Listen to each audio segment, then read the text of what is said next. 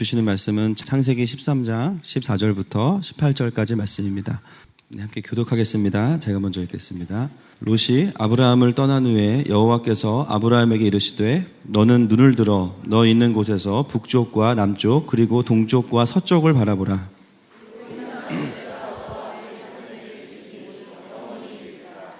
내가 내 자손이 땅의 티끌 같게 하리니 사람이 땅의 티끌을 능히 셀 수 있을진데 내 자손도 세리라.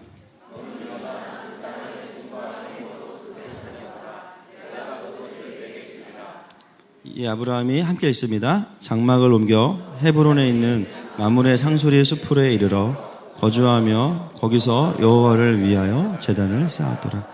기도하겠습니다. 하나님, 무더운 여름이 지나가고 있습니다. 휴가로 인해서 또 우리가 주의 임재를 놓치지는 않았는지 돌아보게 하시고 또 그러한 마음들이 있다면 오늘 다시 그 주의 임재가 회복되는 예배가 되기를 소망합니다.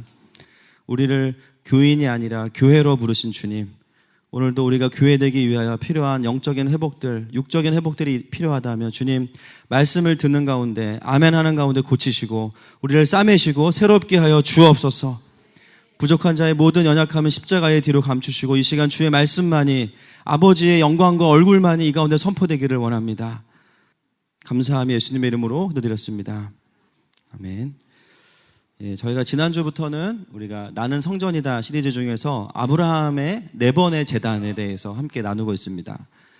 하나님께서 아브라함을 성전으로 교회로 지어가시는 과정들이 창세기 12장부터 25장에 등장을 하고 있죠. 그래서 하나님께서 아브라함에게는 크게 2가지를 약속하시는데 12장 2절과 3절에 보시면 굉장히 좋은 약속들이 나오지 않습니까? 그런데 거기에 아주 핵심만 뽑아보면요 2가지를 약속하고 계세요. 뭐냐면요 땅과 자녀입니다. 물론 이것은 궁극적으로 예수 그리스도의 오심을 드러내고 있지만 그러나 아브라함의 삶의 정황에서는 땅과 자녀를 약속하고 계시는 거예요. 그런데 이것은 아브라함이 사실은 원래 가지고 있었던 2가지의 소원과도 일치합니다. 그게 어디에 등장하냐면 11장 30절과 31절 말씀에 있습니다. 같이 한번 읽겠습니다. 시작.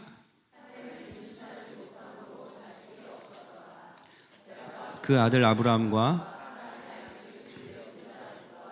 그의 며느리 아브라함의 아내 사레를 데리고 갈대아인의 우르를 떠나 가나안 땅으로 가고자 하더니 하란에 이르러 거기 거류하였으며. 아멘. 아브라함의 삶에는 하나님을 만나기 전까지 2가지의 엄청난 그 필요와 갈망이 있었어요. 결혼을 했는데 그 당시에는 사실은 굉장히 다산을 하는 분위기였기 때문에 자녀가 한 명도 없다는 것은 이 사레에게는 굉장히 큰 컴플렉스고 또 압박이었을 겁니다. 아브라함에게도 동일하게 자녀에 대한 마음이 있었겠죠. 그리고 또 하나는 31절에 가나안 땅으로 이미 아브라함은 가고 있었어요. 그래서 땅에 대한 또 열망이 있었죠. 그런 상황 속에서 하나님께서 아브라함에게 나타나셔가지고 2가지를 약속하시는 게 땅과 자녀예요. 따라갑니까? 안 따라갑니까? 따라가죠. 그죠? 우리 청년들이 막 취업을 놓고 기도하는데 주님이 환상 중에 나타나셔가지고 내가 너에게 대기업으로 안내하리라. 그러면 아이고 주님 감사합니다. 막 따라가지 않겠습니까? 그리고 막 저 자매랑 어떻게 잘 되고 싶은데 주님이 나타나셔가지고 내가 너에게 썸을 허락하리 이러면 당연히 따라가죠. 주님 제가 그죠? 천열매를 드리겠습니다. 하지 않겠습니까? 아브라함이 지금 하나님을 따라간 것은 생각보다는 거룩하지 않을 수 있다는 거예요. 아직 하나님을 잘 모르는 상황에서 하나님이 나타나셔서 약속하신 2가지가 뭐냐면 땅과 자녀라는 거죠. 근데 그것은 아브라함이 전혀 필요하지 않았던 것이 아니라 너무나 오랜 시간 동안 75년의 삶을 살면서 오랜 시간 동안 열망했던 것들이 하나님의 약속을 통해서 주어지니까 그냥 마음이 동할 수밖에 없는 것입니다. 오늘 이 부분을 보면서 우리가 깨닫는 것은 하나님께서 우리를 하나님께로 이끄시는 과정 중에 이런 과정들이 있어요. 처음에는 잘 몰라요. 교회도 잘 모르고 하나님도 잘 모릅니다. 그런데 하나님을 섬기고 하나님께 나아가면 어떤 위로나 축복을 주신다는 것들을 느끼기 시작하고 또 알기 시작해요. 이것을 나쁘다고 해서는 안 됩니다. 어떤 분은 교회를 별로 다녀본 적도 없는데 본당에 들어와서 찬양이 시작되는 순간부터 그냥 눈물이 멈추지 않는다는 분들이 많이 계세요. 왜 우는지도 모르고 무엇 때문에 우는지도 모르지만 예배가 끝나고 나면 마음의 회복이 있다는 거죠. 아직 하나님을 인격적으로 깊이 알지도 못하지만 하나님의 임재가 있는 것만으로도 주어지는 위로와 축복이 있습니다. 할렐루야. 하나님께서 우리를 하나님께로 이끄실 때 막 우리를 다그치거나 우리를 막 협박해서 이끄시는 것이 아니라 하나님을 향한 기대감들을 우리에게 주시죠. 또 하나님께서 주시는 그 초신자 때 누리는 회복과 축복이 있습니다. 할렐루야. 그런 것들을 누리다 보면 하나님에 대한 기대감이 생기는 거예요. 그러면서 하나님께 마음을 엽니다. 그런데 조금 더 시간이 지나고 나면 우리는 무엇을 발견하게 되냐면 그 모든 것을 우리에게 부어주시는 하나님 그분 자체가 진짜 복이시구나 라는 것을 알게 됩니다. 그리고 내가 하나님 안에 있을 때 다른 것들은 그냥 우리에게 주어진다는 것도 자연스럽게 알게 되죠. 저는 저희 하늘마음교회 예배에 오시는 모든 분들이 여러 가지 이유와 상황을 통해서 하나님이 부르시지만 결론은 정말로 복의 근원이 되시는 하나님 아버지를 깊이 만나시기를 축복합니다. 그래서 하나님은 아브라함에게 1차적인 필요인 땅과 자녀를 약속하시지만 거기서 끝나지 않는 거예요. 그것을 시작으로 그것과는 비교할 수 없는 훨씬 더 큰 복을 약속하십니다. 그것은 하나님께서 아브라함을 통해서 바로 구원자이신 예수 그리스도를 이 땅에 보내신다는 것이고 또 아브라함의 남은 인생 동안 아브라함과 함께 동행하시겠다고 하나님은 말씀하십니다. 그러면서 하나님은 이제 12장의 이후로는 그 아브라함이 하나님의 엄청난 복을 받을 수 있는 그릇을 만들어가는 이야기들이 바로 12장부터 25장에 펼쳐지고 있습니다. 여러분 뭐 하나님하고 좀 친한 분들은 아시겠지만 우리 주님 약속하시면 바로 주십니까? 물론 예외는 항상 바로 주실 때가 있어요. 그렇죠? 근데 주로 이제 주님은 현찰거래는 거의 안 하시잖아요. 약속하시고 어음도 기한이 없어요. 주실 때 주시는 거죠. 그렇죠? 그러니까 아브라함한테도 자녀를 주시겠다 약속하시고 뭐 길지 않습니다. 25년 있다가 주셨어요. 25년. 100세에 아들을 낳았죠. 왜 이런 일들이 아브라함뿐만 아니라 우리의 인생에도 펼쳐지는가?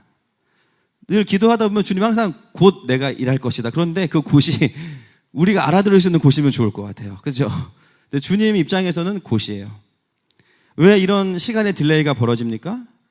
하나님은 하나님의 복을 주실 때 그 복을 받고 나서 그것을 잘 사용하고 흘려보낼 수 있는 사람에게는 부어주십니다. 결국은 뭐냐면요, 그릇을 만드시는 거예요. 그릇을. 만약에 그 사람이 전혀 그 복을 받아도 누릴 수 있는 준비가 안 되어져 있는데 막 복을 부어주신다. 그럼 그 복은 복이 아니고 독이 되겠죠.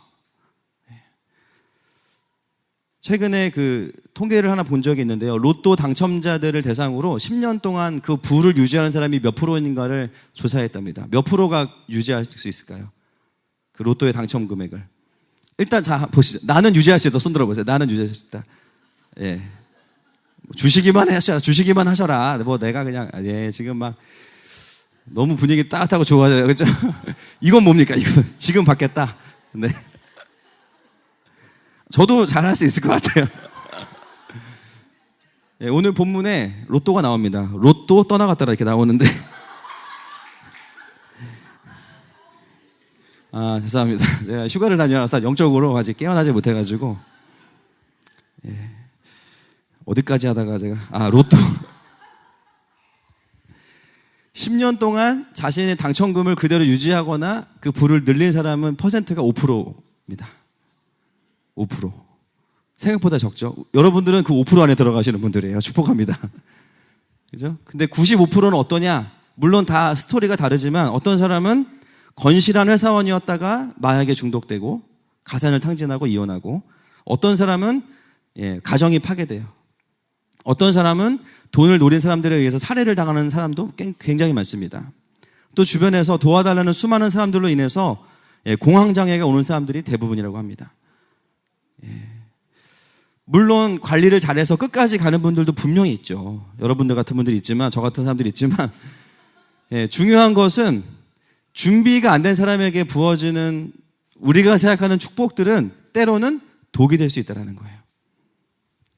청년들 제가 늘 말씀드리지만 막 기도할 때 막 기도하는 송중기 달라고 막 기도하거든요. 자기는 거울을 안 봐요. 근데 자기는 그렇지 않다고 생각해요. 자기가 송혜교가 아닌데, 그죠? 그러니까 자기에게 만약에 송중기가 오면요, 여러분 어디 못 다닙니다. 절대 24시간 감시해야지. 그거는 축복이 아니고 독이죠. 만약에 제가 저희 둘째 아들 서유리에게 100만 원을 현찰로 준다 그러면 저희 둘째는 그 돈을 어떻게 사용할까요? 11조 띄고, 그죠? 북한 성경헌금 한 50만 원 하고, 뭐, 이러면 좋겠죠. 그러나 아마 저희 둘째는, 할 수만 있다면, 곧바로 저기 앞에 있는 CU로 가서 킨더조이 초콜릿을 한 200개쯤 살 겁니다. 그리고 집에 가서 문을 잠그고 혼자 얼굴에 다 떡칠해 가면서 200개 다 까먹을 거예요. 만취 상태로 나올 겁니다, 아마. 그래서 저는 저희 아들에게 현찰을 주지 않습니다. 여러분, 많은 사람들이 신앙생활을 이렇게 하고 있다는 거예요. 정작 자신은 하나님이 주시는 복을 받아도 제대로 흘려보내거나 아니면 신앙이 지킬 준비를 하지 않으면서 끊임없이 하나님께 복을 달라고 하는 거죠. 하나님의 고민은 뭘까요? 너무 주고 싶은데 이걸 주는 순간 이 사람에게 독이 되는 걸 너무 잘 알고 계세요. 하나님의 고민은 거기에 있습니다. 여러분, 하나님 우리에게 주시기 원하시는 분이십니다. 수많은 사람들이 돈 때문에 신앙을 잃어요. 수많은 사람들이 명예 때문에 교만해집니다. 교회가 부흥하면 목사가 성령 충만해야 되는데 교만해져요. 그죠? 하나님께서 우리에게 주시지 않는 이유 중에 가장 큰 이유는 뭐냐면 처음부터 주님이 보시고 너무 아니면 안 주시는 경우가 사실은 대부분이죠. 하나님께서 아브라함에게도 땅과 자녀를 약속하시지만 바로 주시지 않습니다. 오히려 어떤 훈련이 펼쳐지냐면요, 그 땅과 자녀로부터 하나님께로 시선을 돌릴 수 있는 이 훈련이 된 다음에 자녀를 주시는 거예요. 땅을 주시는 거예요. 하나님도 우리를 축복하시고 인도하시지만 축복과 인도하심 자체가 하나님과의 관계를 가로막게 되면 그것은 이제는 우상이라고 우리는 부르는 것이죠. 그럴 때 하나님은 그것들을 우리가 원하는 때에는 주시지 않습니다. 결론부터 말씀을 드리면 이번 주와 다음 주, 이번 주는 땅, 다음 주는 자녀인데요. 아브라함은 하나님의 언약을 받으면서 땅과 자녀에 너무 집착을 한 거예요. 그래서 땅을 돌파해야 땅을 주시고 자녀를 돌파해야 자녀를 주시는데 그 과정이 12장부터 13장에 오늘 나와 있고 14장부터 나머지가 다음 주에 보도록 하겠습니다. 13장의 스토리, 오늘 나오는 아브라함의 세 번째 예배는요, 그 앞에 두 가지의 스토리가 있습니다. 12장 10절부터 20절까지 한번 보시면요. 눈으로 한번 보세요. 성경에서. 거기에 애굽에서 아내를 누이라고 속였던 사건이 등장하고요. 그리고 13장 1절부터 13절에 보시면 누구와 헤어지는 장면이 나오죠. 우리가 좋아하는 롯과 헤어지는 장면이 거기에 나옵니다. 자, 성경 퀴즈 하나 드릴게요. 여러분, 이 두 사건이 연속적으로 일어났을까요? 아니면 띄엄띄엄 일어났는데 하나로 묶어놨을까요? 정확합니다. 아마도 제가 다 확인해 보진 않았지만 이것은 연속된 두 개의 사건이 아니라 분명히 그 사이에 크고 작은 에피소드가 있었지만 그러나 성경은 꼭 필요하지만 그리고 비효율적인 것을 기록하지 않습니다. 우리가 구원받기에 꼭 필요한 것만 기록하지만 충분히 기록했습니다. 할렐루야. 그렇기 때문에 지면을 낭비하지 않아요. 그 사이에 수많은 에피소드가 있었지만 지금 굉장히 중요한 두 개의 사건을 한 대로 묶어놓고 있어요. 앞에 있는 사건은 애굽에서 아내를 누이라고 속였던 사건과 뒤에는 롯과 헤어지는 장면이고 이 두 가지의 스토리가 끝난 다음에 아브라함은 예배를 드리죠. 이 예배의 고백은 이 스토리에 대한 하나님에 대한 고백이 담겨 있습니다. 그래서 이 제사를 이해하려면 이 두 사건을 이해하는 게 필요한 거예요. 그래서 결국은 독립된 두 가지의 사건이 아니라 이 사건을 통해서 한 가지의 메시지가 우리에게 전달되는 것이죠. 자, 12장 10절부터 13절에 보면 우리가 잘 알고 있는 아브라함이 정말 지금도 천국에서 너무나 지우고 싶은, 그죠? 그러나 완전히 그냥 기록되어 있는 사건이 있습니다. 아내를 아내라고 말하지 않고 누이라고 속이고 바로에게 빼앗기죠.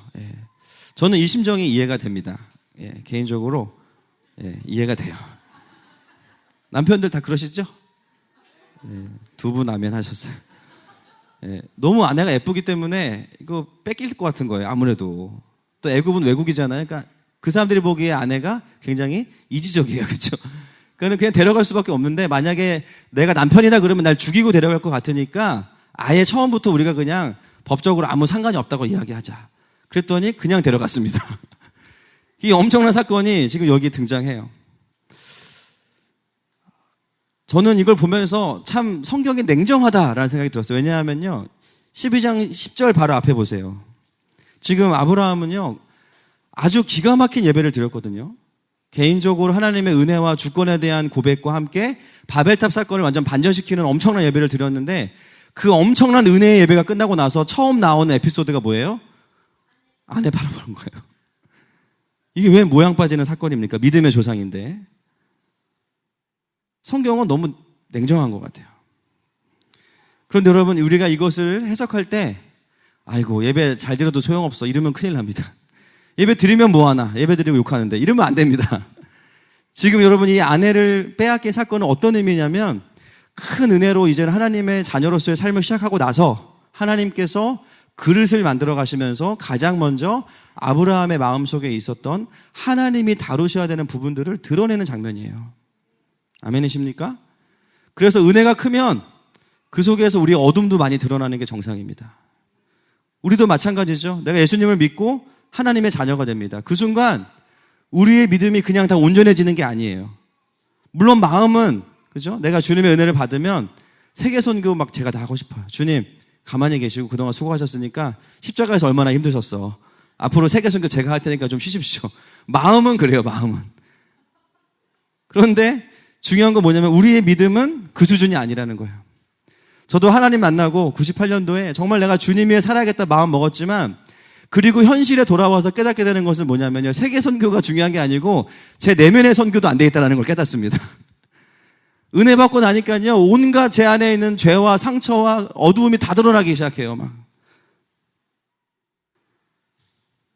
사역을 하면 할수록 사람들의 마음을 어렵게 하고, 막 소그룹 7명으로 시작했는데 학기 마지막에 아무도 안 남아있고 막 다 어디 갔나.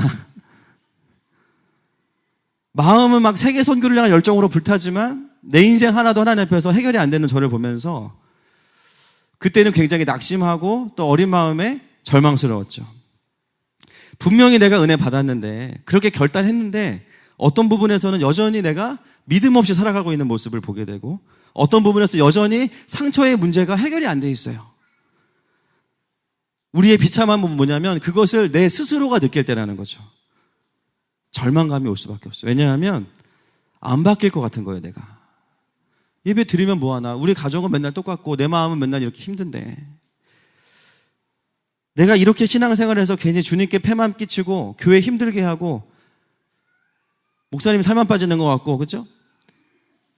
이렇게 내가 신앙생활하면 뭐하나, 대체 나를 왜 구원하셨을까? 여러분, 이런 마음이 드는 분들이 계십니까? 그렇다면 여러분, 지금 굉장히 정상적으로 신앙생활을 하고 계신 거예요.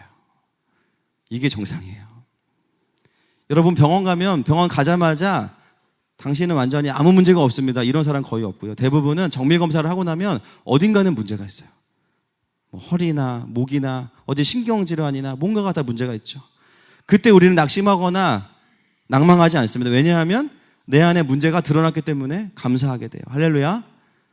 여러분, 하나님의 은혜의 빛이 우리 가운데 들어오면요, 내가 주님을 모르고서는 그냥 살아갔을 법한 여러 가지 영적인 질병들이 다 드러나게 돼 있어요. 하나님의 형상을 왜곡시키고 하나님의 영광을 위해 살지 못하게 하는 수많은 어둠의 세력들이 그리스도의 은혜가 들어오면 다 드러나게 되어 있습니다. 우리는 그것을 직면할 때마다 두려워하거나 낙심할 필요가 없는 거예요. 왜냐하면 그것은 감사할 일이에요. 왜냐하면 하나님께서는 그 어둠을 통해서 하나님이 얼마나 좋으신 분이신지 우리에게 더 깨닫게 하기를 원하십니다. 그런 의미에서 우리 가운데 어둠이 더 드러나기를 축복합니다. 그것은 굉장히 감사한 일이고 더 건강해지는 과정으로서 소망이 있는 것이죠. 저도 지나가 보니까 뭐 오랜 시간이 지나지 않았지만, 그러나 하나님 그 시간 이후로 저를 계속해서 직면시키시면서 이전보다는 더 하나님의 그릇으로 만들어가고 계십니다. 그래서 은혜를 받고 성장하는 분들을 지속적으로 관찰해 보면 어떤 특징이 있냐면요, 제가 봤을 때는 굉장히 착하시거든요. 근데 본인은 계속 자기가 죄인이래요. 제가 봤을 때는 상대적으로 굉장히 잘 살고 있는데 이분들은 그런 게 상관이 없어요. 여전히 하나님 앞에서 하나님이 그 사람 안에 있는 문제들을 드러내시고 그것들이 하나님의 말씀 안에서 다루어지게 하십니다. 그리고 그 시간들이 지나고 나면 이 사람은 또 이전과 다르게 성장해 있는 것을 보게 돼요.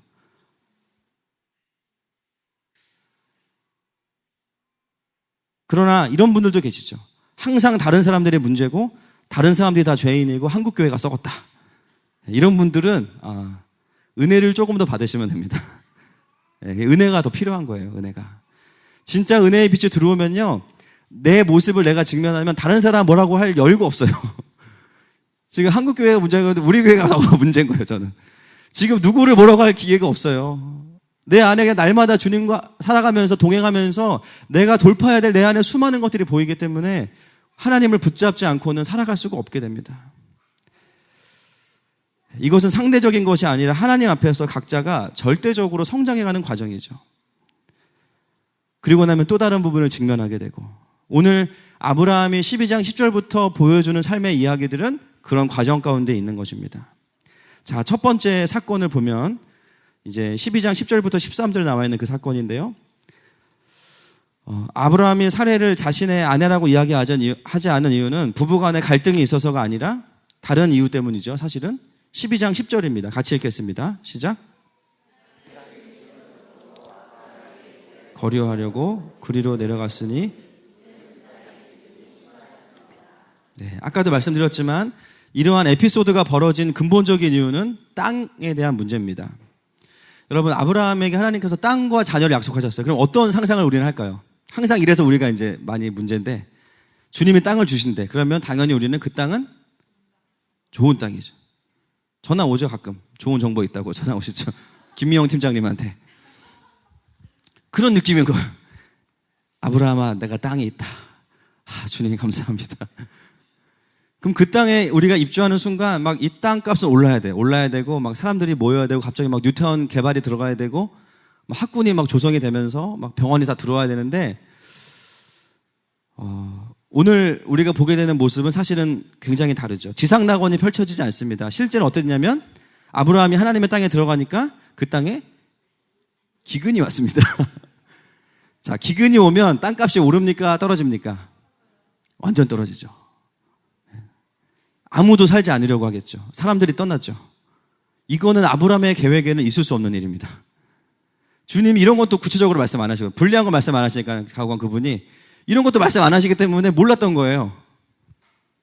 하나님께서 이러시면 곤란한 거죠. 근데 그때 아브라함의 내면의 상태가 그냥 드러나요. 12절 10절에 보니까 아브라함이 애굽으로 옮겨갈 때 기도하고 갔나요? 아니면 그냥 갔나요? 아까 읽으셨죠? 그냥 묻지도 따지지도 않아. 따지기라도 했으면 주님이 말씀하셔서 묻지도 따지지도 않고 그냥 간 거예요, 애굽으로. 왜 그랬냐면 더 이상 이 가나안 땅에 살 수가 없으니까, 먹을 게 없으니까 그냥 생존 본능이 발동해버리니까 하나님이고 뭐고 주대심이고 뭐고 다 없는 거예요. 그냥 나부터 살자. 그리고 애굽으로 내려간 거예요. 지금 현재 아브라함의 믿음의 수준은 사실은 믿음의 조상이라고 불리기에는 조금 많이 부족합니다. 지금 어떤 상태입니까? 기근이 오면 하나님의 언약을 붙잡고 버틸 수 있는 믿음이 있습니까? 없습니까? 없어요. 분명히 하나님은 아브라함에게 가나안 땅을 약속하셨고, 혹시 기근이 오면 다른 땅을 좀 갔다 와도 된다고 말씀하시지 않았죠. 그러면 가나안 땅에 있어야 했는데 기근이 오니까 묻지도 않고 바로 자기 살겠다고 애굽으로 옮겨버립니다. 성경을 보면 아브라함이 얼마나 현실적인 사람인지를 알 수가 있습니다. 어떤 남편이 그 애굽으로 내려가면서 이런 염려를 하겠어요. 아내가 뭐 너무 이뻤나 봐요. 그죠? 얼마나 이뻤으면 그걸 또 대비를 세운 거야. 자기 살려고. 그죠? 대비를 한 거예요, 벌써. 근데 그렇게 일어난 거예요, 또. 그러니까 아브라함이 얼마나 안심했겠어요. 역시 대비를 하길 잘했어. 아내를 내어줬지만 난 살았어. 이랬을 거 아니에요. 그죠? 대책을 미리미리 세워야 되는 사람이 바로 이런 사람입니다. 그런데 하나님은 그 지극히 현실적인 사람을 굳이 부르셔가지고 눈에 보이지도 않는 믿음의 사람이 되게 하시는 거예요. 할렐루야. 여러분, 우리 주님이 우리 때문에 참 애를 많이 쓰십니다. 이게 다 우리 모습 아니에요, 그죠? 아브라함은 하나님을 이제 안 믿는 것은 아니지만 자신의 삶에서 생존 본능이 발동하면 하나님을 향한 믿음보다 그 본능이 아브라함을 더 끌어가고 있는 상태. 그것이 현재 아브라함의 모습이죠. 그렇게 애굽에 갔는데 사실은 그렇게 행복하지 않았어요. 아내도 빼앗기고, 사실은 외국인 노동자인 거죠. 마음 둘 곳도 없는 상황에서 여러분이 만약에 하나님이라면 어떻게 하시겠습니까? 너 내가 약속한 땅에 머물지 않고 네가 머리 굴려가지고 너 애굽에 같이 고생 좀 해봐. 5년 동안 여권 뺏기고, 그죠? 임금체불 당하면서 사장님 나빠요 이러다가 5년 지나고 막 눈물로 회개하니까 그래 이젠 정신 차렸자고 돌아오게 하시지 않았죠. 여러분 하나님 어떻게 하십니까? 17절 말씀 읽겠습니다. 12장 17절 시작.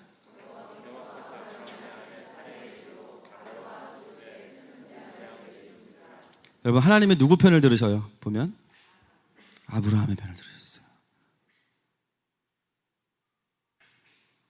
직접 개입하셔서 사례를 데려오시고 오히려 바로의 집에 큰 재앙을 내리셔서 다시 그 가족을 구원하시고 회복을 시키십니다. 아브라함은 하나님을 떠나서 왔는데 하나님은 거기서 어떻게 하시냐면 언약을 어긴 아브라함을 책망하지 않으시고 오히려 아브라함을 보호하시죠. 아브라함이 이 타이밍에 경험해야 되는 것은 하나님의 공의나 징계와 책망이 아니었습니다. 분명히 그가 잘한 것은 아니지만 하나님은 애굽에서 아브라함에게 하나님의 언약을 떠나면 얼마나 고생하는지를 가르치시기 원하시지 않았어요. 하나님은 오히려 언약의 땅이 아닌 땅에서 무엇을 경험시키시냐면 하나님의 아버지 되심을 경험시키십니다. 왜 하나님은 아브라함에게 그것을 경험시키실까요? 그 이유는 11장 31절에 보면 알 수 있습니다. 창세기 11장 31절 다시 한번 읽습니다. 시작. 데라가 그 아들 아브라함과 그의 며느리 아브라함의 아내 사레를 데리고 가나안 땅으로 가고자 하더니 하란에 이르러 거기 거류하였으며 32절 데라는 나이가 205세가 되어 여기에 어떤 단서가 있냐면 아브라함의 아빠가 누구죠? 데라예요. 원래는 가나안 땅에 가고 있었어요. 새로 약속을 받은 게 아니고 가나안 땅에 대한 예언은 사실은 노아의 방주가 끝나고부터 나옵니다. 그래서 가나안의 저주가 나오면서 함의 저주가 나오면서 나오는데 데라가 이미 아브라함과 가족들을 데리고 가나안 땅을 향해 가다가 이 아빠가 죽은 거죠. 갑자기 아버지의 부재가 발생하면서 아브라함은 멈추게 된 거예요. 그리고 정박해 있는 그 아브라함에게 누가 오시냐면 육신의 아버지가 아니라 영원한 아버지이신 하나님께서 오신 것입니다. 아버지의 부재를 하나님의 임재가 채워주신 거죠. 그리고 다시 그 가나안 땅을 향해서 이제는 그냥 가나안이 아니고 하나님이 약속하신 땅, 할렐루야. 그 땅을 하늘의 아버지가 다시 아브라함을 격려해서 데려가시는 과정이에요. 오늘 우리가 애굽에 가서 경험한 그 하나님의 은혜는 사실은 좀 어떻게 보면 생뚱맞죠. 그런데 반드시 이 은혜는 필요한 것이었습니다. 매우 현실적이고 생존 본능이 강한 아브라함의 마음을 녹인 것은 하나님의 따끔한 징계가 아니라 그 절망의 자리와 막막한 삶의 자리 가운데 찾아오셔서 다시 아브라함의 가족을 구원하신 하나님의 아버지 되심. 아브라함은 이 12장에서 그 하나님의 아버지를 경험하게 된 거예요. 사랑하는 여러분, 우리가 언제 바뀌는지 아십니까? 신앙생활 하다가 하나님 아버지를 만날 때 바뀌더라고요. 물론 그건 예배 안에서 일어나겠죠. 신앙생활을 열심히 하다가 어느 순간 하나님 아버지를 경험해요. 전적인 용납을 경험하든지 아니면 아버지의 마음이 부어지는 것들을 경험해요. 그러면요 바뀌어요. 할렐루야. 아브라함은 하나님이 처음에 사실은 약간 부동산 사장님 같은 느낌이었어요. 땅을 준다고 하시니까, 계약이라고 하니까. 그런데 애굽에 와서 깨닫게 된 것은 뭐냐면 이분이 땅에 대한 관심보다 나에 대한 관심이 더 크시구나. 그리고 어떻게 보면 나는 계약을 어겼는데 이 실패한 자리에 찾아오셔서 나를 구원하신 그 하나님의 아버지 되심을 아브라함의 마음 깊숙이 처음으로 누리게 된 겁니다. 어쩌면 가나안 땅을 빠져나오면서 아브라함은 이런 마음이었을 수도 있죠. 하나님이 땅을 준다고 했으면 좋은 땅을 주셔야지 왜 이렇게 맹지를 주셔가지고 그것도 기근이 오게 하셔. 주님이 먼저 언약을 깨셨으니까 나도 이 땅에 있을 필요가 없어 하고 좋은 땅을 찾아갔을 수도 있어요. 이때까지는 말 그대로 계약 관계였습니다. 그러나 12장에서 아브라함은 아버지 되시는 하나님을 만나면서 하나님의 마음에 대해서 알기 시작한 거죠. 여기서 아브라함이 깨닫게 되는 것은 그렇구나. 아무리 좋은 땅, 비옥한 땅에 가도 하나님께서 보호하시지 않으면 내가 비참할 수밖에 없다라는 것을 깨닫게 된 겁니다. 여러분, 굉장히 놀라운 것은 뭐냐면 오늘 사건을 기점으로 땅에 대한 아브라함의 태도가 완전히 바뀝니다. 거기다가 볼펜으로 땅 이렇게 써놓으시면 돼요. 땅 반전. 좋은 땅이라고 다 탐내지 않게 되고요, 아브라함이. 그리고 나쁜 땅이라고 마다하지 않게 돼요. 아브라함의 관심이 바뀌어요. 뭘로 바뀌냐면 하나님의 언약의 땅이냐, 이곳으로 관심이 바뀌어요. 나중에 보시면 아시겠지만 사라를 막벨라굴에 그 장사 지낼 때 그 땅이 좋은 땅은 아니거든요. 해쪽 속이 그 땅을 그냥 쓰라고 해요. 근데 400세겔을 주고 삽니다. 왜 살까요? 그 맹지를. 그 땅이 가나안 땅이기 때문이에요. 남들이 보면은 굉장히 비효율적인 부동산 투자인데 근데 그 땅을 굳이 돈 주고 사는 거예요. 화장터를. 왜요? 그 땅을 하나님이 주실 거기 때문에 내가 믿음으로 취하는 것이죠. 할렐루야. 땅에 대한 관점이 완전히 바뀌게 됩니다. 오늘 사건을 지나면서 말 그대로 아브라함은 땅에 대한 돌파를 경험하게 돼요. 더 이상 이 땅의 문제가 아브라함과 하나님과의 관계를 가릴 수 없게 됩니다. 저는 오늘 이 본문을 보면서 우리 성도들의 삶에 어떤 문제들은 좀 이렇게 쓸려 나가기를 축복합니다. 계속 그 문제가 나와 하나님과의 관계를 걸고 넘어지는 게 아니라 좀 해결이 돼가지고 이제 이 문제는 그만, 제발. 그죠? 축복합니다. 더 이상 우리의 우상이 되지 않기를 축복해요. 이 아브라함의 변화가 일어난 것을 확신할 수 있는 증거가 어디에 있냐? 바로 두 번째 사건에 있는 거예요. 롯과의 헤어지는 사건. 13장 9절부터 12절 말씀 읽겠습니다. 시작. 내 앞에 온 땅이 있지 아니하냐?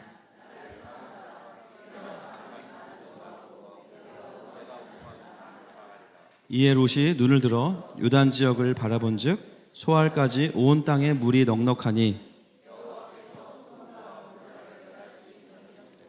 여호와의 동산 같고 애굽 땅과 같았더라.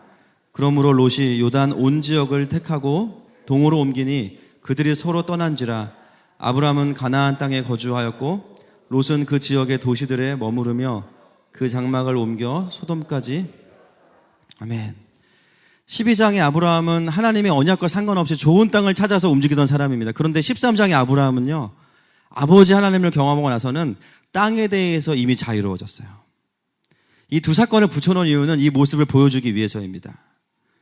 오히려 13장에 나와 있는 롯의 모습이 12장의 애굽으로 향해 쫓아가던 아브라함의 모습과 겹쳐지죠.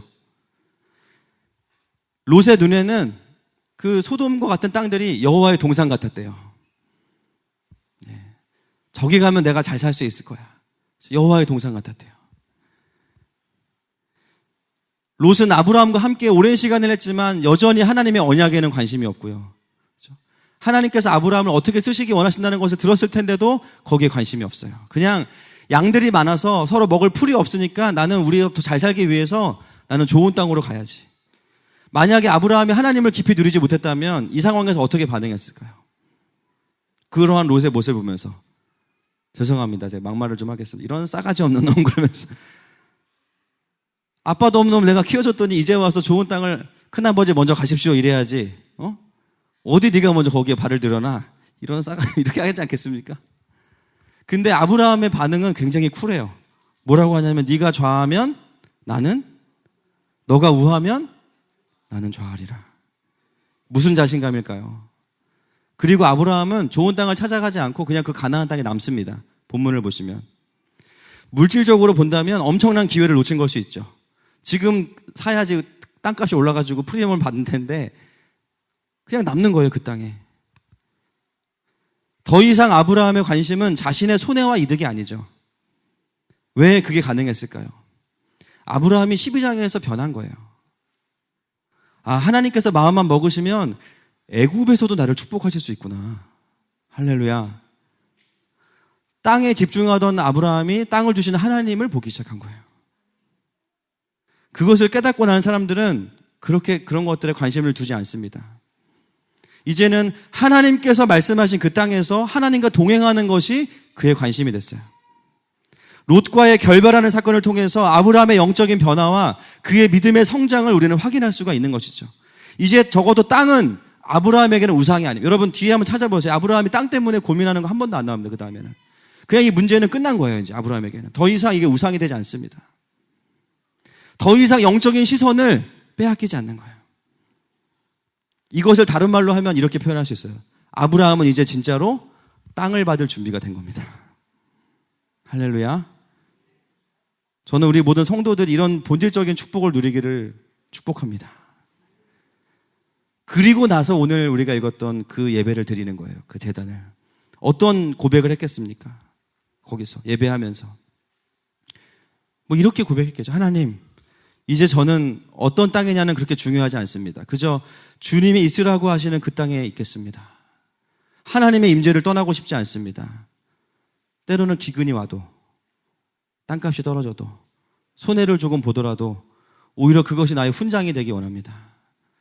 내가 주님을 사랑하기 때문에 받는 손해와 또 인내의 시간들을 더 감사하겠습니다. 내가 순종하면서 치르는 대가로 내가 올려드리겠습니다. 그만큼 내가 주님을 사랑한다는 증거입니다. 그리고 주님이 보시고 필요하시면 이 땅을 그 어떤 땅보다 좋은 땅이 되게 하실 것을 믿습니다. 할렐루야. 할렐루야. 이것이 오늘 세 번째 아브라함이 드리는 고백이에요. 저희 교회가 까치마을 들어오고 나서부터 일어나는 현상이 있어요. 사회적인 현상. 까치마을 집값이 오르고 있습니다. 엄청 올랐어요. 왜 올랐을까요? 네, 저희 때문에 올랐습니다. 신분당선도 우리가 이긴 거예요. 그죠? 그러나 별로 거기에 우리가 관심이 없어요. 이미 아브라함이 오늘 드리는 이 예배는요, 이미 땅의 문제는 하나님 앞에서 다 돌파가 된 거예요. 여러분, 하나님은 우리에게 좋은 것들을 주시기 원하십니다. 그러나 우리가 그것에 매몰되거나 빠지는 것은 원하지 않으세요. 오히려 우리가 그런 마음을 가지고 있을 때 그것을 내려놓게 하시죠. 여러분, 우리의 부르심은 절대 롯이 아닙니다. 좋고 화려한 곳을 먼저 찾고 선점하는 게 우리의 부르심이 아니에요. 여러분, 그렇게 해서는 복음의 능력을 드러낼 수가 없습니다. 오히려 하나님이 약속하신 땅에서 하나님과 동행하면서부터 우리는 복음의 능력을 보게 됩니다. 아멘이십니까? 우리 안에 이미 온전한 아브라함이신 예수님께서 계십니다. 그렇다면 좋은 곳을 가야 좋은 게 아니라 더 중요한 원리가 여기 있는 거죠. 예수님을 마음에 모신 내가 가는 곳이 좋은 곳이 되는 거예요. 예수님은 사망이 가득한, 어둠이 가득한 이 땅에 홀로 오셔서 이 땅 전체를 구원하셨고 좋은 땅이 되게 하셨어요. 물론 우리가 좋은 직장을 달라고 기도할 수 있죠. 그러나 더 중요한 게 있습니다. 어떤 직장이든지 간에 하나님께서 여러분들을 인도하셔서 다니게 하시는 그 직장이 여러분들을 통해서 좋은 직장이 될 것입니다. 그게 더 성경적인 거예요. 내가 정말 좋은 학교를 가고 싶지만 그것보다도 최선을 다해서 공부하고 성적에 맞추어서 가는 그 학교가 바로 여러분 때문에 좋은 학교가 될 것입니다. 우리의 가정도 마찬가지예요. 상처도 많고 어려움도 많은데 다른 사람들 같았으면 이미 가정이 깨어졌어야 돼. 그런데 여러분들이 그 가정에 있기 때문에 그 가정은 좋은 가정이 될 거예요. 아멘이십니까? 저는 저희 교회가 분당에 있는 것이 분당을 향한 축복이라고 믿습니다. 교회가 위대해서가 아니라 우리 안에 계신 하나님께서 우리와 함께 하시기 때문이에요. 때로는 교회들이 부흥을 외치면서도 정작 부흥이 오면 목회자들 타락하고 교만해지고, 그죠? 초심을 잃어버려요. 여러분, 하나님의 마음을 모르는 부흥은 부흥일 수가 없습니다. 지금 한국교회가 숫자가 준다고 그렇게 난리를 치죠. 문제는 숫자가 주는 게 아니에요. 진짜가 없어지는 게 문제예요. 저는 그런 의미에서 하늘마음교회를 주신 것이 너무나 감사합니다.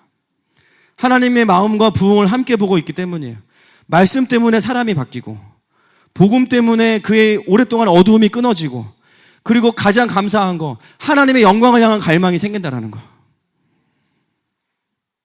때로는 더디지만 복음을 던져놓고 같이 고민할 수 있는 공동체가 있는 것이 너무나 감사해요.